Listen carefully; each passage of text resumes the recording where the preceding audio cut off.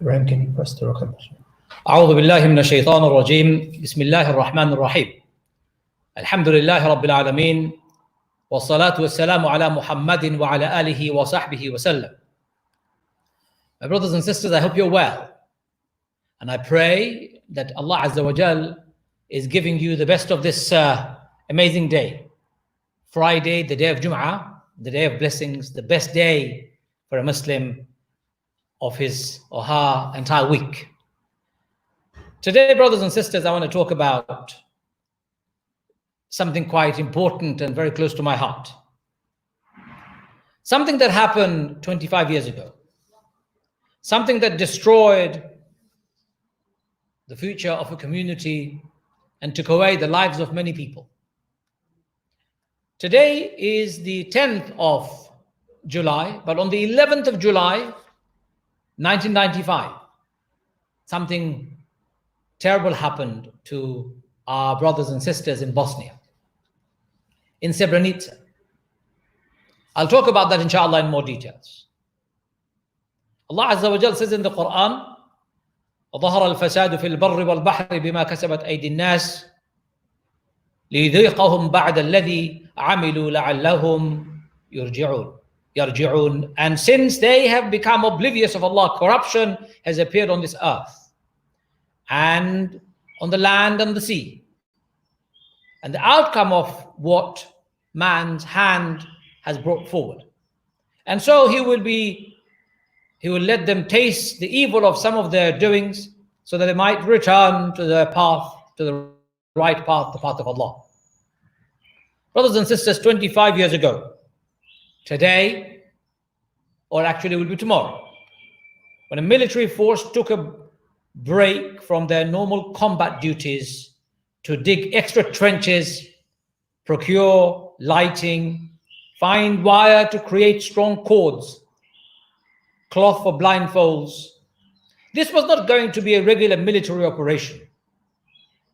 They were about to slaughter 8,000 unarmed men, boys in Srebrenica, Bosnia. Blindfolded, their hands tied behind their backs. Most of the innocent were shot, and they were shot in the back with automatic weapons and thrown into a mass grave. The lighting was bought so that the murder operation could continue throughout the night. Brothers and sisters, rocket-propelled grenades were also used to kill larger gatherings in detention facilities.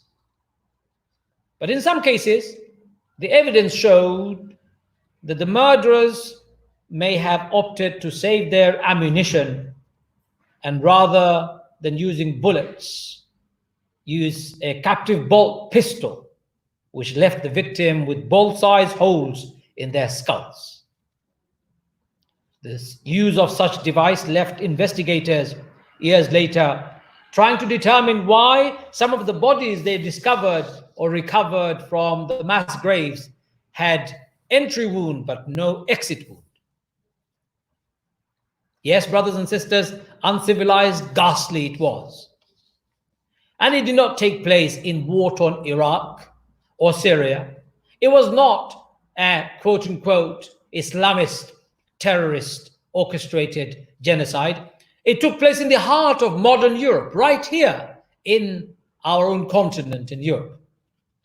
The slaughter, which commenced after the 11th of July 1995, marks the fall of the safe area marked by United Nations. It didn't happen in a far-flung corner of the planet, but it happened just a few hours' drive from the world's biggest gatherings that was celebrating Winter Olympics in Bosnia. And it occurred under the watchful eye of the international community, including UN observers and most despicably Dutch peacekeeping force. The Srebrenica genocide had been coined the worst atrocity in Europe since the Holocaust. My brothers and sisters, I've been to those places where some of the mass graves were discovered. When UN special investigators excavated these graves, what they found would always remain beyond description. Thousands of decomposed corpses were found, but many of the bodies were not intact, torn apart into small bits and pieces. Let me explain to you what I mean by being torn apart. When they dug the graves and found one person's leg in one grave, head in another grave, and the rest of the body somewhere else in a grave 10, 20 miles away. Why such is the case, you may wonder. And of course, the investigators were wondering, why are we discovering the same human bodies, different parts in different graves? My brothers and sisters, in some cases, body parts were found miles apart or never found ever. Can you imagine what have caused human remains of same body to be found in different graves? Who could have scattered human remains in different graves in such a manner? Was this done while they were alive, or were their bodies ripped apart? And if it was the case, why? Brothers and sisters, this was done by the genocidal Serbian militia and military. They buried the bodies, and when they were confronted by Madeleine Albright, at that time she was the Secretary of State of America, she asked the military to provide her with satellite images of the land and the area.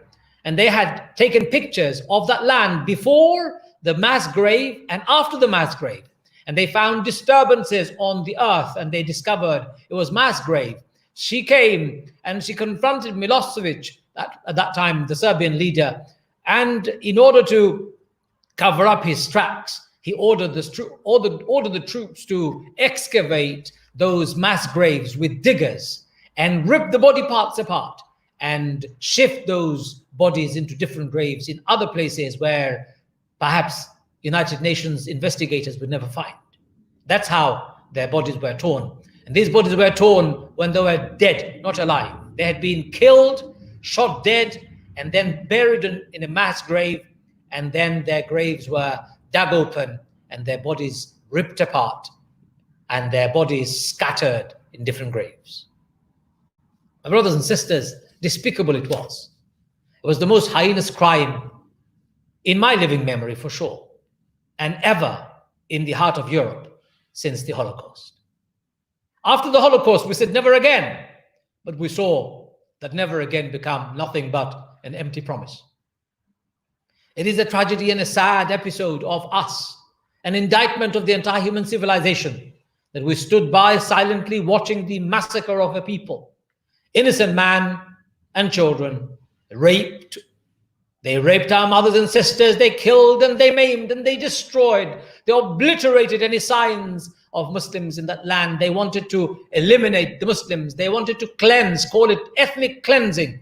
The Serbian force and the Serbian militia, the Serbian genocidal military commanders were hell-bent on obliterating Muslim existence from former Yugoslavia. That was their intention. We learn from the Quran that when human beings stoop low, they become lower than the animals. Allah says that in the Quran. They've got eyes, but they can't see. They've got ears, but they can't hear. They've got heart, but they can't feel. أُولَٰئِكَ كَالْأَنْعَامِ. They are like animals. بَلْ هُمْ أَضَلُّ. Actually, they're worse than animals. No animals would ever do that. Have you ever heard of an animal excavating a grave, desecrating a dead body, mutilating it, and then scattering it in different graves just to cover its tracks? Animals don't do that. And yet Serbian genocidal army did exactly that, because they did not want anybody but the Serbs, in quote unquote, whatever that means, to live in former Yugoslavia. The massacre had destroyed all prospect of peace, neighborliness, brotherhood and sisterhood, families that were tied by marriage and friendship and bonds of business and all other things were destroyed instantly because of the rise of the sickening nationalism that overtook Serbia, former Yugoslavia, and Serbs decided to attack the Muslims who were living there. My brothers and sisters, I want you to ask yourself this question. Never again, yes. But yes, it's happening again and again and again. It's happening right in front of us. In Syria, as we keep a blind eye or turn our eyes away as if it's not happening, nearly 1 million people have been massacred by one man and his army, and the world hasn't done anything to stop it. We say never again. Empty promises is never delivered. The world leaders don't give a monkeys about the plight of these Muslims. They don't. There's an article I read the other day.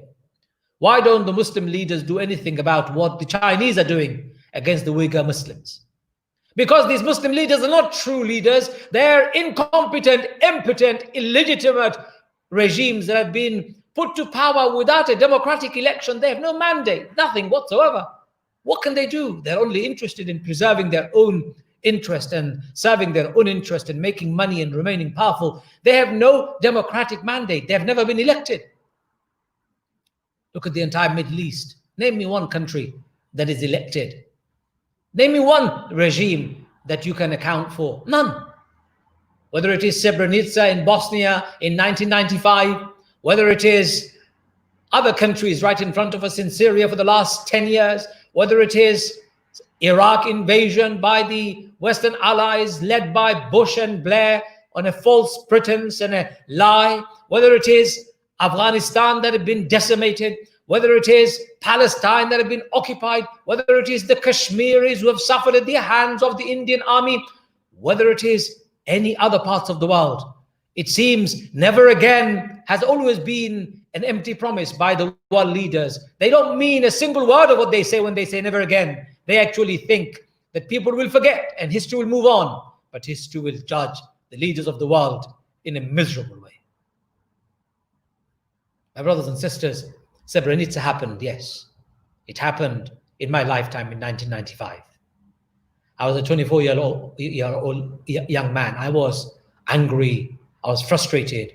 I wanted to do something about it. Many people came to me asking me, shall we go there to join the Muslims in Bosnia to fight against the Serbs? Guess what, brothers and sisters? The Muslims of Bosnia, the late President Ali Izetbegovic, rahimahumullah, may Allah have mercy on his soul, such an amazing leader. He said to the Muslims of the world, we don't need you here. We can defend our own land. All we need is you to lobby your government so that they will open up the possibilities of us buying arms so that we can defend ourselves. At that time, John Major was the Prime Minister of UK. Douglas Hurd was the Foreign Secretary. And they both decided that they should be putting an embargo, an arms embargo on the Bosnian Muslims, while the Serbians were flooded with arms from Russia and other parts of the world. The Serbians were armed to their teeth, while the Muslims who were defending their own home and their own territory were deprived of their basic human right, which is to defend themselves, by our own government, British government, led by John Major and the Foreign Secretary Douglas Hurd and the government at that time. They put an arms embargo on the Bosnian Muslims while the Serbians were buying arms to slaughter the Muslims alive. That's what our governments were doing at that time. And after that, we saw eventually United Nations and the international community wake up to its responsibility.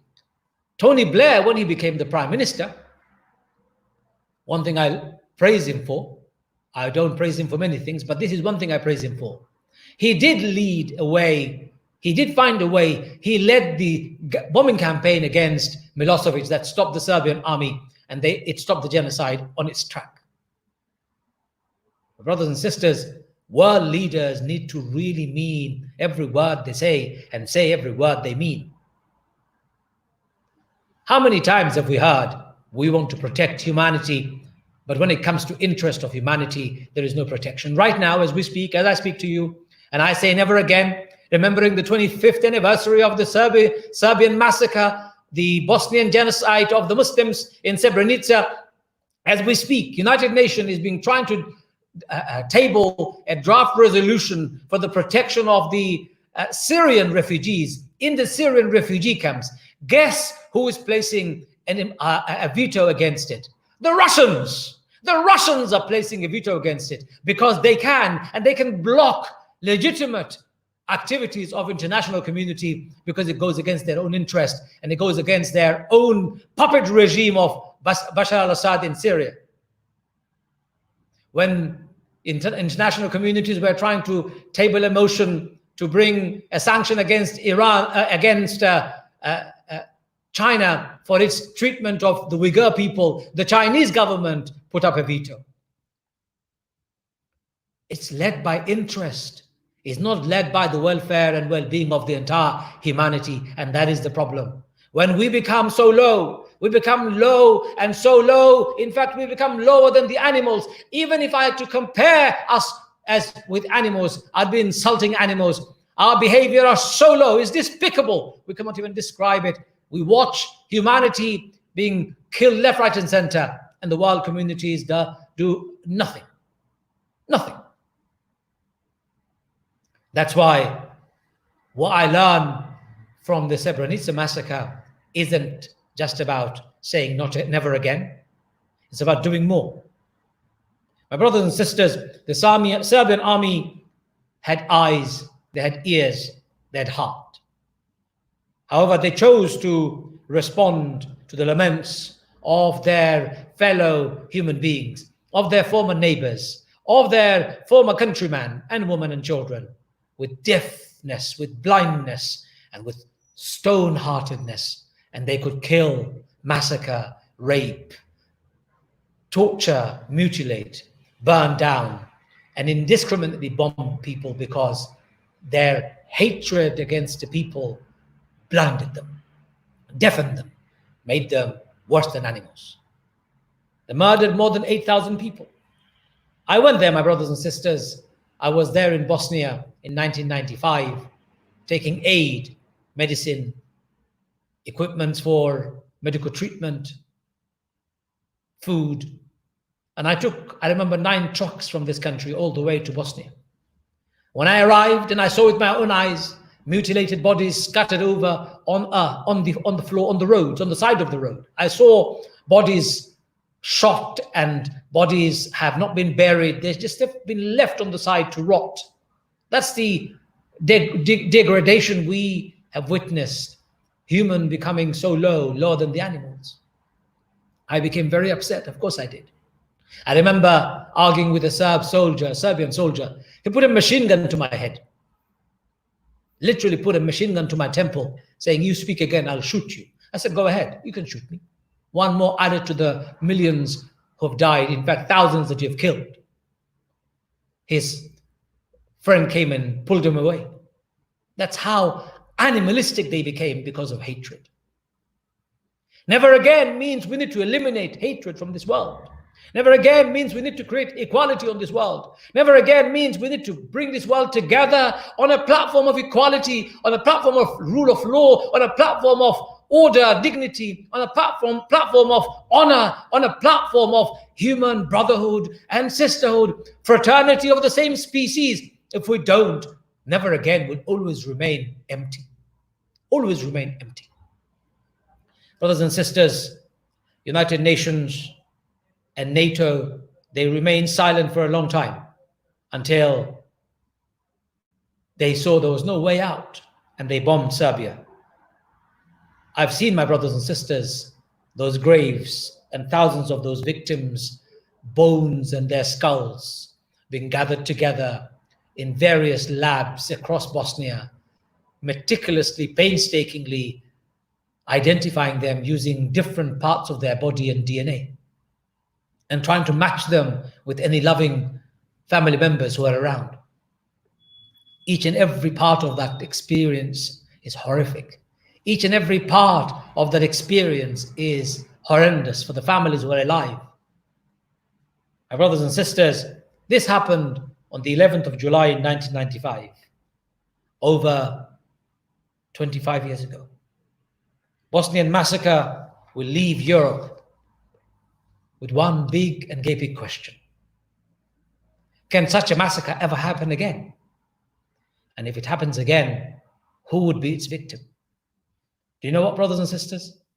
I pray that my words never come true. I pray my words never come true. I fear there will be another massacre in Europe. And the victims then will be Muslims again. At that time, it will not be Muslims because they are native and local, because they are considered foreign. I remember when I went to European Union in the Parliament in Strasbourg to give a lecture. After a lecture, I met an MEP. He was having dinner with me, and he told me something very disturbing. He said to me, "Young man, if I told you the truth, you will not like it, but let me tell you the truth. The truth is, there will be another massacre in Europe. And when there is a massacre, when we're looking for enemies, you Muslims are already waiting and ready enemies for all of us. Our guns will be pointing at you. What are you going to do about it?" He said that with intention to rouse me, intention to provoke me, intention to see if I'm going to do enough to make sure this never happens. I told him, for as long as I can and for as long as I breathe and I have the energy and I have the insight and the wisdom, I will do everything possible in my capacity to make sure I and people of my country, me and my people in Europe, Muslims and non-Muslims, never ever pick up arms against one another, never see each other as enemies, but to see one another as brothers in humanity, sisters in humanity. I will do everything in my power and my capacity. My brothers and sisters, my question is, what are you doing about it? Are you being complacent? Are you being complacent? Islamophobia in Europe on a daily basis that is experienced by Muslims is another sign, telltale sign of what's to come. If you remain silent, whether you're Muslim or non-Muslim, it makes no difference. You become an accomplice to it. Your complicity is your silence. And you cannot be silent when you see such brutality and heinous crime happening against people around you. Doesn't matter what they are, doesn't matter what color they have, what religion they have, what ethnicity they belong to, what language, what nationality they claim. They're human beings and we are all human. And that's what matters. And if you don't do anything to prevent harm against your fellow human being, I tell you, harm will come on you too. I tell you, my brothers and sisters, harm will come on you too. We have to learn from what happened in Srebrenica, that we are together as one human race. Doesn't matter whether we are black or white, whether we are Muslims or Christians or Jews or people of faith or no faith. Doesn't matter whether you are from Asia or Africa, whether you are blonde, blue-eyed, or whether you're Chinese or Mongolian. It doesn't matter who you are human, and that's what matters most. When Serbian genocidal maniacs forgot that the Bosnian Muslims were human, they treated them like animals. In fact, worse than animals. They dehumanized them. They called them their enemies. Wherever there are ethnic tensions, that's what happens. People dehumanize the other to justify their actions and activities. And we need to do everything in our power and our capacity to ensure this never happens.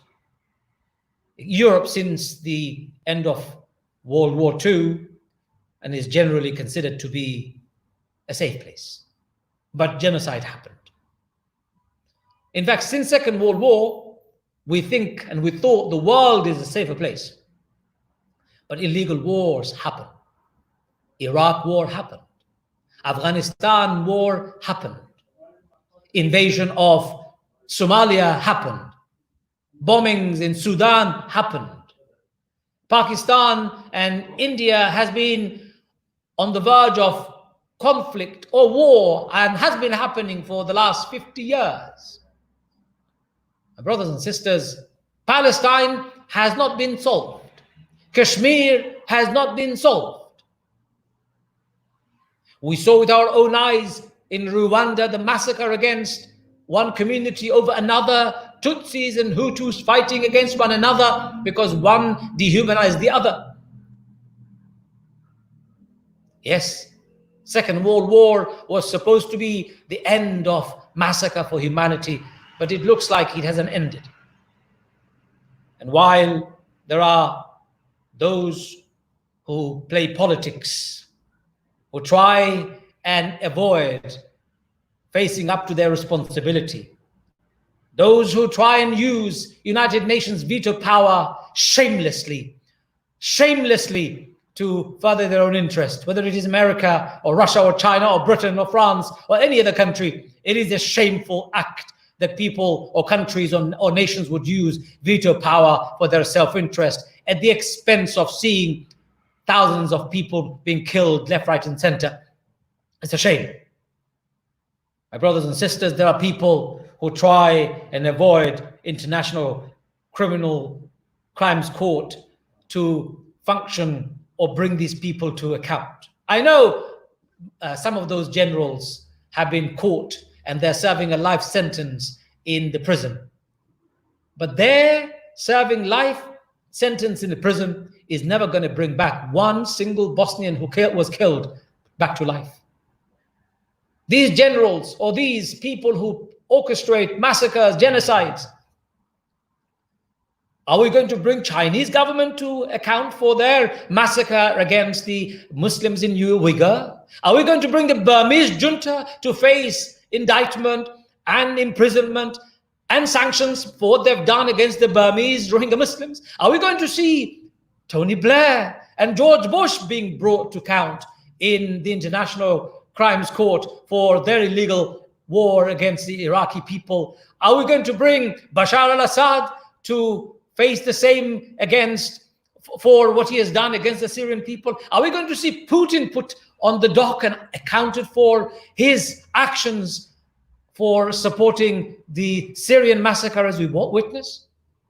If we don't, then we're not going to see an end to the violence and counter-violence that has plagued our world. What do we learn from the massacre in Srebrenica? Let me share with you to finish. My brothers and sisters, I learned the brutal truth about the consequences of inaction of the international community.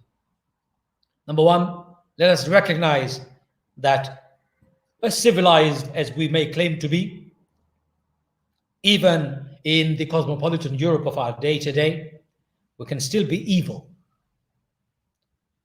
unless we do something against crimes against humanity. Or put another way, we can lack enough empathy and compassion for our fellow man to such an extent that we act or not act, resulting in genocide, often because of our inaction. It is very well known that it's not what the people of Europe did when Hitler was massacring Jewish people. It is in fact the fact that most people did nothing. Good people did nothing, resulting in the heinous crime against the Jewish people, resulting in the heinous crime against the people of Srebrenica in Europe and around the world, in Syria, in Burma, in Kashmir, and in many places that I can list and I can go on and on for. Brothers and sisters, I learn if we turn a blind eye, we can be part of the evil. Number two, our serious lack of sympathy and compassion. Even after we in Europe said never again after the Holocaust, has led to the death of more than 500,000 Syrian people, more than 20 million Syrian refugees. 25 years on since the Srebrenica massacre, we still see the massacre of the Syrian people, massacre of the Rohingya people in Burma. My brothers and sisters, it seems we've not learned. Let us forget that we have seen and witnessed. In fact, even if I say let us forget, it's not possible. So let us remember, but let us not forget that we have a duty and a responsibility. Number three, our lack of sympathy and compassion had resulted in many more deaths and destructions around the world. This will never end unless we stand together and raise our voices and be prepared to lay down our own lives for furthering justice, preventing genocide, and restoring peace on this earth. That sacrifice, we as a community of people, we as humanity, human race, must be prepared to make, protecting the lives of other people. Number four, do not let never again remain the most hollow phrase of our living memory. We are not pacifists and we are not aggressors. We must stand for justice and fairness and for protection of life. Not doing anything is not a civilized choice, my brothers and sisters. If we truly believe as Muslims, never again must be followed by action. Number 5, Islamophobia is unfortunately a manifestation of how things haven't changed. And if we want to see a change in the world, we need to eradicate all forms of phobia. We saw what happened in America recently with racism. We see what's happening with Islamophobia around the world. We need to end prejudice of all sorts. So what do we learn from Srebrenica? Never again, but we need to make never again real. Never again means we need to put our houses in order. Never again means we need to put our institutions in order. Never again means we need to put our civilization in order. Never again means we don't become passive when aggressors are killing and destroying. We stand firm against them and we do everything possible to stop it from happening. And we don't look at our own interest, we look at the collective interest of humanity. My brothers and sisters, to finish off, I make dua for the people of Srebrenica and all parts of the world where there has been genocide, massacre, death and destruction of innocent people. We make dua that Allah elevates those who have died and grants them the highest of status, honors them and gives them the best of paradise.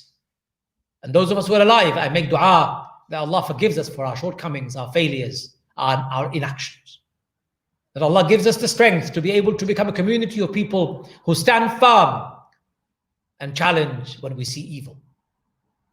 Let us not be silent when there is evil, my brothers and sisters. We make dua, Allah doesn't keep us silent. And we make dua, Allah restores on this earth peace and stability, returns to this earth peace and stability, equality and fairness, and enables humanity to live together without prejudice, without racism, without Islamophobia, or all sorts of phobias. We make dua, Allah protects our families and our children. Allah protects our families and our children from all sorts of evil, especially the COVID-19 virus that we have. May Allah give us shifa from His shifa. And anyone of us who have lost our loved ones, may Allah have mercy on their souls. My brothers and sisters, remain united and resolute that we will never stand idly or silently when evil happens. We must do something about it. Just to finish off, I've got a few announcements. Announcement number 1, this masjid has started a campaign on its Launch Good campaign to get you to donate as much as possible. If all of you donate £1, the mosque will also get in return a huge reward from Launch Good platform. So please, brothers and sisters, donate £1, as many of you as possible. Make this the largest number of people who have donated £1 for this masjid. I keep on saying 1,000. It's my normal ask, but today we're asking for 1,000, for £1 only, not 1,000. £1 from everybody. £1, please. Donate going on the Launch Good, and you can find the link on the mosque, Whiteman Road Mosque's website, inshallah. Second announcement: every Sunday from 7 till 8:30, we'll do the family study circle. So please join us. You can find the link on my Facebook, on the YouTube channel, as well as the masjid's own website. We're doing a Quran program in the next first week of August, inshallah. You can find the details on Barefoot Institute's website. If you want to do a program with us, we're also doing a program for couples who are struggling in their marriage. You can find the details on barefootinstitute.com's website. And we are with Whiteman Road Mosque, the best announcement I've left till the last. Whiteman Road Mosque and Barefoot Institute together are launching a program for your children for summer. It's called Children's Summer School. It's going to be for the whole month of August, Monday to Friday, between 10 and 12 every day, for all your children. All you have to do is go onto our website, barefootinstitute.com's website, and immediately click the connection and book and register.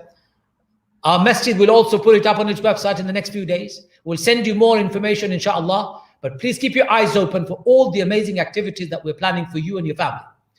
I'll say Assalamu alaikum from me, and inshallah, until next week, may Allah bless you and protect us all from all evils. And may Allah restore on this earth peace and stability. وآخر دعوانا أن الحمد لله رب العالمين.